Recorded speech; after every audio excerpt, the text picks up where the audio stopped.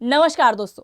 पश्चिम बंगाल में गुंडागर्दी अब चरम पर पहुंच चुकी है। माफ कीजिएगा पर हकीकत यही है।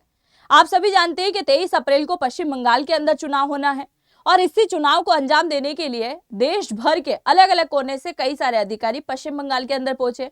और जब वो अधिकारी वहां पहुंचते हैं तो पश्चिम बंगाल के कुछ गुंडे वहां से निकल के आते हैं और उन अधिकारियों को बंधक बना देते हैं। 8 से 10 घंटे उन्हें कुछ भी खाने पीने नहीं दिया जाता है।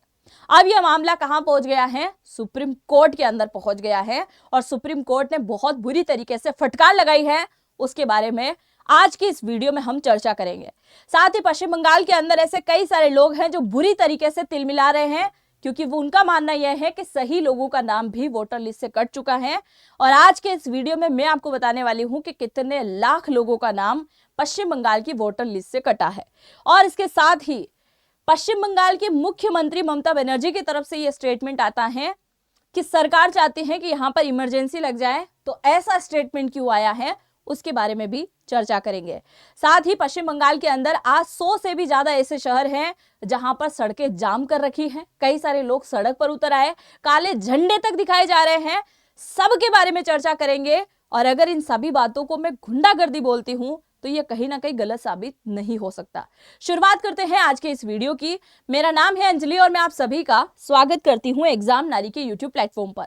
सबसे पहले आप जरा यहां पर देखिए, अभी 31 मिनट पहले खबर निकल के आती है जो कि पश्चिम बंगाल की खबर है। मैंने सोचा कि ये खबर भी आपके साथ में साझा करनी चाहिए, क्योंकि ईरान इजराइल अमेरिका युद्ध के बारे में आप कई बार मुझसे सुन चुके हैं। अब थोड़ा सा देश के बारे में भी जान लीजिए कि देश में चल क्या रहा है। देखिए जरा, अभी हुआ क्या, इलेक्शन ऑब्जर्व करने वाले कुछ व्यक्ति, कितने व्यक्ति? 7 व्यक्ति, 7 बड़े अधिकारी जो है कहां पहुंच जाते हैं? पश्चिम बंगाल के अंदर पहुंच जाते हैं। पश्चिम बंगाल के एक ऑफिस के अंदर पहुंचते हैं। ये कहां पहुंचते हैं? तो मालदा डिस्ट्रिक्ट के अंदर पहुंचते हैं। मालदा डिस्ट्रिक्ट के अंदर एक बहुत बड़ा ऑफिस बना हुआ है जहां ये 7 ऑफिसर जाकर बैठते हैं और चुनावी प्रक्रिया को लेकर चर्चाएं यहां पर शुरू हो जाती है। जो भी फाइलें हैं, बॉक्स हैं, वो सब खुलना शुरू हो जाते हैं। इस ऑफिस के प्रमुख रूप से 2 गेट होते हैं, जिन गेट को पूरी तरीके से लॉक कर दिया जाता है बाहर के आई हुई भीड़ के माध्यम से। क्या कर दिया? भीड़ के माध्यम से दोनों गेट को पूरी तरीके से ब्लॉक कर दिया, लॉक कर दिया। और देखते ही देखते बाहर, ऑफिस के बाहर हजारों की संख्या में भीड़ जुट गई। और ये भीड़ कब तक इकट्ठी होती रही? लगभग 10 से 12 घंटे तक। यानी 10 से 12 घंटे तक उन 7 ऑफिसर को ना तो कुछ खाने दिया गया, ना कुछ पीने दिया गया। यानी पूरी तरीके से उन्हें बंधक यहां पर बना लिया गया। अब ये घटना को अंजाम कहां दिया गया, आप जरा मैप में देख लीजिए। अगर हम बात करें पश्चिम बंगाल की, तो ये आपको दिखाई दे रहा है हमारे देश का मैप। और हमारे देश के मैप में अगर हम इस तरफ चलेंगे तो ये आपको दिखाई दे रहा है बांग्लादेश के बिल्कुल समीप बॉर्डर लगी हुई एरिया, जिसका नाम है पश्चिम बंगाल। अब ये बॉर्डर कितना ज्यादा साझा हो रहा है, इससे आप समझ सकते हैं कि यहाँ पर कितने ज्यादा घुसपैठी आए होंगे। यानी अगर हम पूरे देश का आंकड़ा देखें तो सबसे ज्यादा, अगर हम इलीगल लोगों को देखें तो सबसे ज्यादा आपको पश्चिम बंगाल के अंदर ही देखने को मिलने वाले हैं। अच्छा, इसी पश्चिम बंगाल के मैप को अगर हम थोड़ा सा जूम करें तो ये ऐसा दिखाई देता है। इसमें जो आपको पिंक कलर का ये छोटा सा मैप में जो आपको दिखाई दे रहा है, ये है बांग्लादेश, माफ कीजिएगा, पश्चिम बंगाल का एक छोटा सा जिला जिसका नाम है मालदा। इसी मालदा जिले के अंदर वो क्या था, पूरा ऑफिस बना हुआ था। और देखते ही देखते मालदा डिस्ट्रिक्ट के 100 गांवों के अंदर, यानी कि छोटे मोटे जो कस्बे हैं, उनके अंदर भी यह हंगामा पूरी तरीके से यहां पर स्टार्ट हो गया। अब यह हंगामा जैसे जैसे बढ़ा, आप देख सकते हैं लोगों की संख्या यहां पर बढ़ती हुई दिखाई दे रही थी। अब लोगों की तरफ से सबसे पहली बात क्या कही गई थी? नारेबाजी के अंदर, नारेबाजी में यह कहा गया था कि हमारे साथ बुरी तरीके से आपने गलत किया है, वोटर लिस्ट के अंदर आपने बहुत बड़ी गड़बड़ी करी है। और यह गड़बड़ी करने के लिए काम जो किया है वो चुनाव आयोग ने और सरकार दोनों ने मिलकर इस काम को यहां पर अंजाम दिया है। अंजाम इस प्रकार से दिया गया कि पूरे पश्चिम बंगाल के अंदर बेचारे 60 लाख लोगों का नाम काट दिया गया। आप जरा यह आंकड़ा सुनिए, बड़ा चौंकाने वाला है, क्योंकि देश में अब तक किसी भी राज्य का ऐसा आंकड़ा नहीं निकल के आया कि 60 लाख लोगों का नाम एक साथ काट दिया गया। अगर एक कोई चुनाव जीतना है तो 6 या 8-10 वोट से भी जीत हासिल हो सकती है। 60 लाख वोटर्स का नाम यहां पर काटा गया। जरा समझिए कि कितनी बड़ी भीड़ रही होगी है। तो 60 लाख लोगों का नाम यहां पर काटा गया। अब इनमें से कुछ लोगों ने जो है वहां पर एक बार फिर से आवेदन किया कि भाई साहब आपने जो ड्राफ्ट लिस्ट हमारी जो जारी करी है उसमें आपने बताया कि 60 लाख लोगों का नाम कर दिया है, तो उनमें कुछ लोग ऐसे हैं जो कि प्रवासी मजदूर बन चुके हैं, दूसरे राज्य के अंदर जाकर काम कर रहे हैं, कुछ लोग ऐसे हैं जिनकी मृत्यु हो चुकी है, और कुछ लोग ऐसे हैं जो कि पश्चिम बंगाल के अलावा भारत के भी निवासी नहीं है, यानी कि वो बांग्लादेश से आए हुए हैं, नेपाल से आए हुए हैं, म्यांमार से आए हुए हैं, अफगानिस्तान या फिर पाकिस्तान से भी आए हुए हैं, जो कि कहां बसे हुए हैं, पश्चिम बंगाल के अंदर। अब 60 लाख लोगों का नाम कटा था, उनमें से 8 लाख लोग जो हैं उनकी एक बार फिर से लिस्ट जारी होनी है, जो कि अंडर रिव्यू के अंदर डाला गया है कि 8 लाख लोग बोल रहे हैं कि हमारे साथ गलत हुआ है, उनको जरा चेक कर लो। मतलब 8 लाख बोल रहे हैं तो 60 में से 8 गए तो 52 लाख तो पूरी तरीके से यहां पर नाम इनका कट हो चुका है। और इन्हीं चीजों को लेते हुए लोगों में गुस्सा भरा गया और लोग फिर क्या करते हैं, इन सभी लोगों को यहां पर बंधक बना देते हैं। अब जैसे ही बंधक बनाया गया, ये मामला कहां पहुंच गया, सुप्रीम कोर्ट के अंदर पहुंच गया। सुप्रीम कोर्ट के अंदर एक बार पहले भी पश्चिम बंगाल का मामला गया था, जब SIR यानी कि स्पेशल इंटेंसिव रिवीजन जब शुरू किया था पश्चिम बंगाल के अंदर, तो कई सारे जो ऑफिसर थे SIR करने के लिए जो गए हुए थे, उनमें से कई सारे ऑफिसर की लाश वहां पर मिली थी, उन्हें मार दिया गया था। तो वो मामला पहली बार यहां पर पहुंचा, और पूरे देश में अगर हम SIR की बात करें तो पश्चिम बंगाल ही ऐसा राज्य रहा जहां से कई सारे लोगों को मार दिया गया था। यानी कुछ ने आत्महत्या का नाम वहां पर दे दिया, बाकी उनकी हत्या ही थी, उन्हें मार दिया गया। अब यह मामला सुप्रीम कोर्ट जब पहुंचा तो सुप्रीम कोर्ट ने बहुत ज्यादा नाराजगी इससे जताई। सुप्रीम कोर्ट ने बोला कि अगर आपको ऐसा लग रहा है कि आपके साथ गलत हुआ है तो आप कोर्ट का दरवाजा खटखटाइए, आप सीधे तरीके से उन्हें बंधक बनाने का काम कैसे कर सकते हैं। सुप्रीम कोर्ट बहुत ज्यादा नाराज हुआ और सुप्रीम कोर्ट ने बोला कि ये तो सोची समझी साजिश थी कि उन सभी ऑफिसर को वहां पर बंधक बनाया गया। मान लीजिए कि वहां पर एक बहुत बड़ी घटना हो सकती थी जो कि नहीं हुई है, और अगर घटना हो जाती तो फिर उसका क्या हो सकता था, है ना, ये सारी बातें कही गई।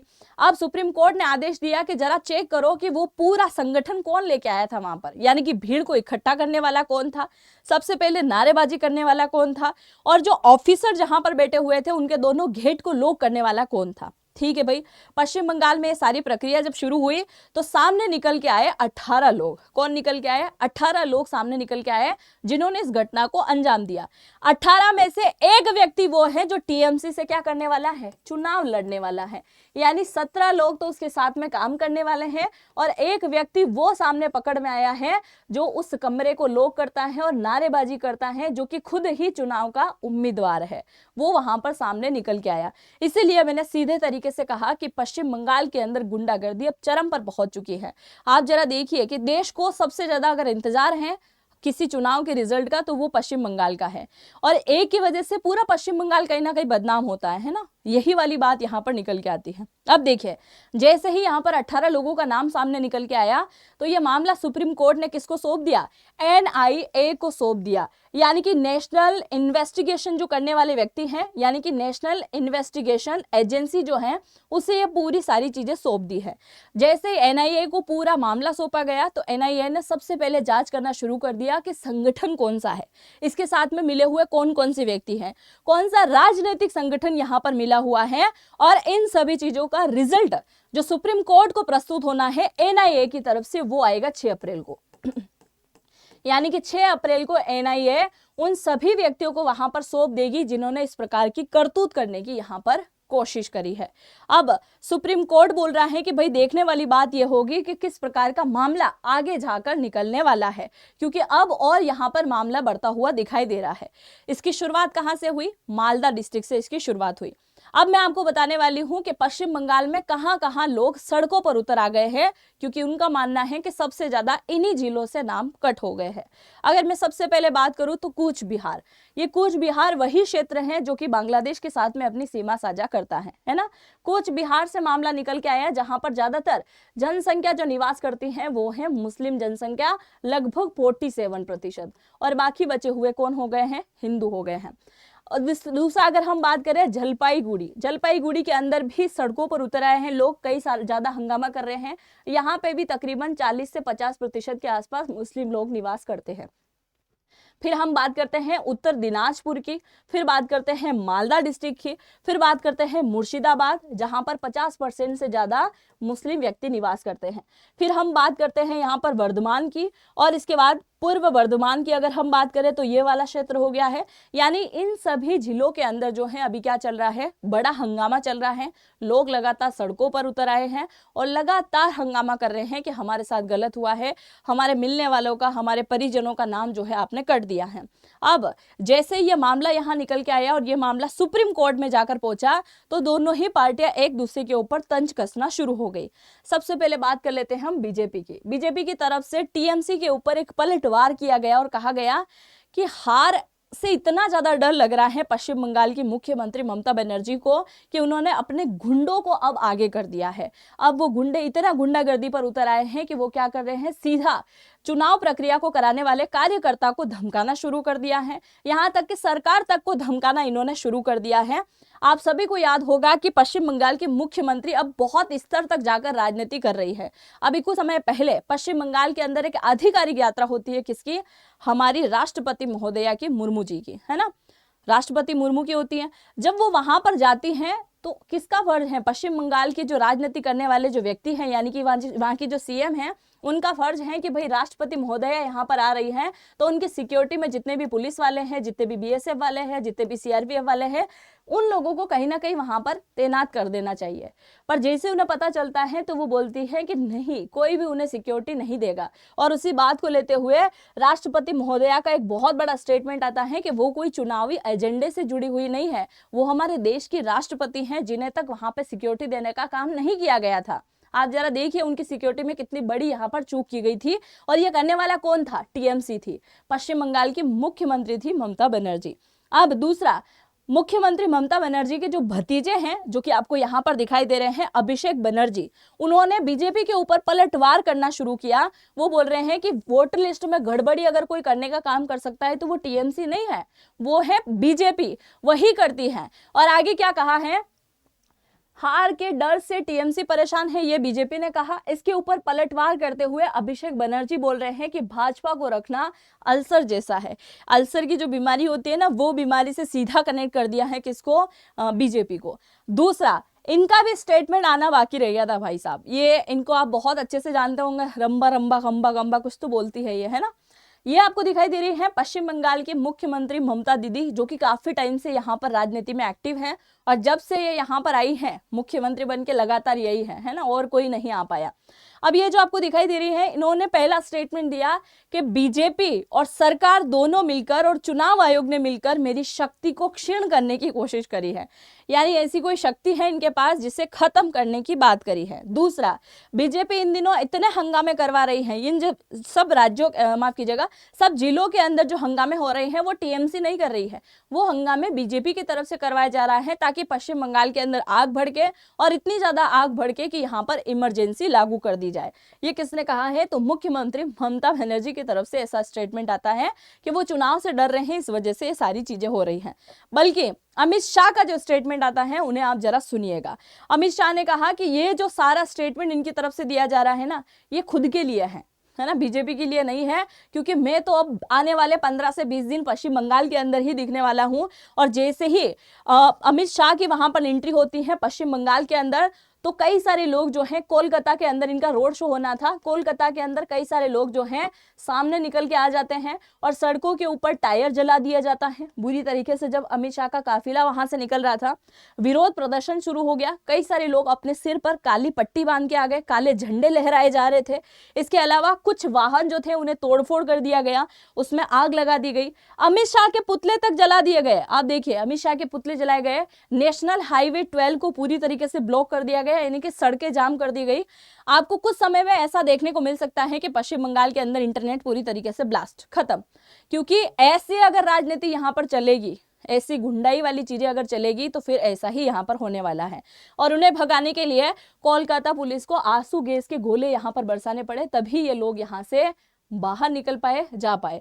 अब आप यहाँ पर देखिए कि किस प्रकार से अमित शाह के पुतले तक जलाए जा रहे हैं पश्चिम बंगाल के अंदर।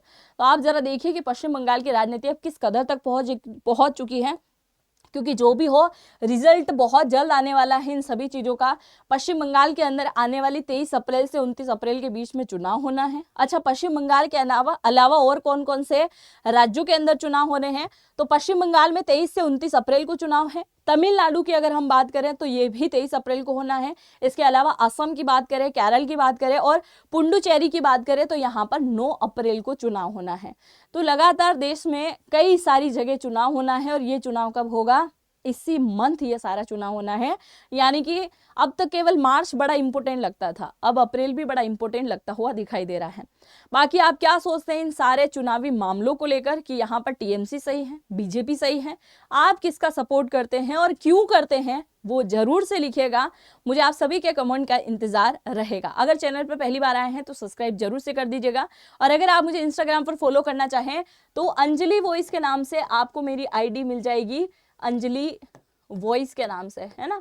तो आप मुझे यहाँ से भी फॉलो कर सकते हैं, ANJALI थोड़ा सा स्पेस देके VOICE आपको डालना है, अंजलि वॉइस, तो आप मुझे फॉलो कर सकते हैं। और अगर आप जनरेटिव AI को सीखना चाहते हैं तो इसी वीडियो के कमेंट सेक्शन में पहला कमेंट है, उस पर जाके टाइप करके नाम, मोबाइल नंबर, ईमेल आईडी आपको डालना है और डिस्काउंट कोड नारी100 आपको डालना है। नारी100 डालते से आपको अच्छा खासा डिस्काउंट यहाँ पर मिल जाएगा। मिलता है नेक्स्ट वीडियो में। जय हिंद, जय भारत।